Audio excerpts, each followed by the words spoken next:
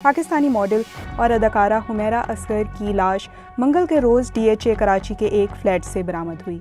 इस केस के बारे में हम अब तक क्या जानते हैं?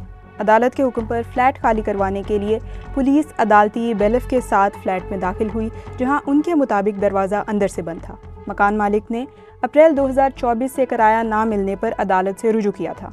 लाश के पोस्टमार्टम के बाद हुकाम की जानिब से कहा गया कि ये लाश कई दिन पुरानी थी और जिस्म के गलने सड़ने का अमल शुरू हो चुका था। पुलिस के मुताबिक इस मौत की असल वजह और वक्त का तयन मेडिकल रिपोर्ट के बाद ही मुमकिन हो सकेगा।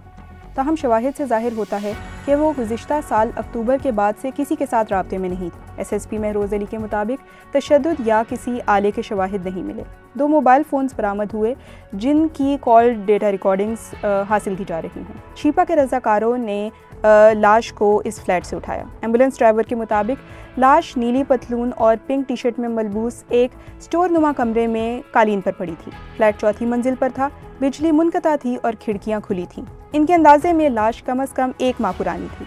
लाश के कई माह पुराने होने की मुमकिना सूरत में हमसायों की जानिब से किसी बदबू की शिकायत ना करने के हवाले से SSP महरोज़ अली का कहना था कि फ्लैट के सामने रहने वाले मकीन सितंबर से छुट्टियों पर गए थे और फरवरी में लौटे, जबकि लाश का ताफुन इब्तदाई दिनों में होता है।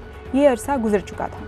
महरोज़ अली के मुताबिक किसी दोस्त या साथी ने तफ्तीश के लिए रज़ाकाराना तौर पर पुलिस से रब्ता नहीं किया, लेकिन कुछ लोगों ने इनकी तदफीन करने की ख्वाहिश जाहिर की है। महरोज़ अली ने कहा कि उनके बहनोई ने रब्ता किया है और बताया है कि वो हुमैरा के वालिद के साथ लाश वसूल करने आएंगे।